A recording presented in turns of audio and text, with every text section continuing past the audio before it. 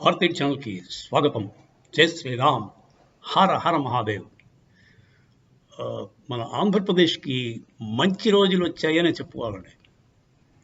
ఈ combination of events ఉన్నాయి కదా, తెలుగుదేశానికి బంపర్ మెజారిటీ రావడం, చంద్రబాబు నాయుడు కింగ్ మేకర్ అయిపోవడం, బీజేపీకి అంత కటాకటిగా రావడం, అంటే సరిపడన్నట్టు బీజేపీకి రావడం,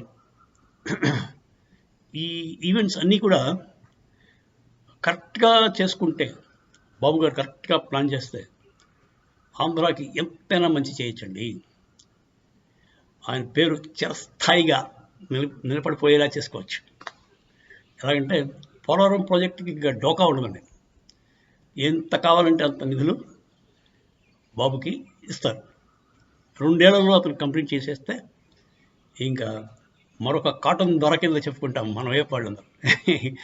మన కోస్తా జిల్లాలు ప్లస్ ఉభయ గోదావరి జిల్లాలకి అతను మరొక కాటన్ దొర అయిపోతాడు అన్న ఉద్దేశం. కాకపోతే ఇప్పుడు కరెక్ట్గా సపోర్ట్ బీజేపీకి ఇవ్వాలి. అటు నుంచి ఇటు మార్చి మళ్ళీ ఇంకో దానికి వెళ్ళిపోదాం అనుకుంటే ప్రమాదం. ఐఎన్డీఏకి వెళ్ళిపోతే ఇంకేం జరగదు, డెవలప్మెంట్ జరగదు. ఐఎన్డీఏ వాళ్ళు ఇంకా డబ్బులు నూరుకోవడంలో ఉంటారు. బాగా ఆరిపోయినారు. 10 ఏళ్ళు ఆకలితో ఉన్నారు, తిండి లేక. వాళ్ళతో కానీ జట్టు కట్టాడంటే మొత్తం మళ్ళీ కథ మొదటికి వస్తుంది. సో ఈ 4-5 రోజుల్లో తెలిసిపోద్ది. మోదీ గారు సెంటర్లో ఉండి, నా అంచనా బాబు గారు కూడా సెంటర్లో ఏదో మినిస్ట్రీ అడుగుతారేమో, రైల్వే మినిస్ట్రీ అది అడుగుతారు, అక్కడికి వెళ్తాడుతాను. అప్పుడు లోకేష్కి సీఎం ఎక్స్పీరియన్స్ కూడా ఛాన్స్ దక్కుతుంది. అప్పుడు మన ప్రాజెక్ట్స్ అక్కడున్న అతను క్లోజ్గా మానిటర్ చేయొచ్చు. పోలవరం ప్రాజెక్ట్ అయితే అయిపోతుందేమో అని ఆశ కలుగుతుంది.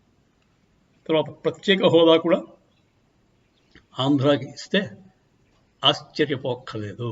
ఎందుచేతంటే ఇప్పుడు ఆంధ్ర ఏమడిగితే అది ఇచ్చే పరిస్థితిలో ఉంది బీజేపీ.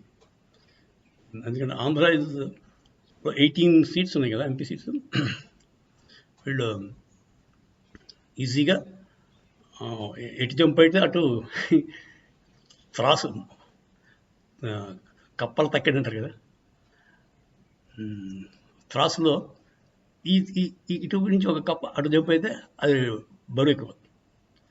అలాగా సో ఇతను ప్రస్తుతం అయితే చంద్రబాబు నాయుడు గారి పొజిషన్ చాలా కీలకంగాను చాలా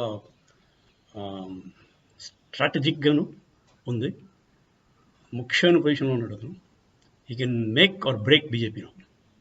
ఏం చేస్తారో చూద్దాం. జై శ్రీరామ్.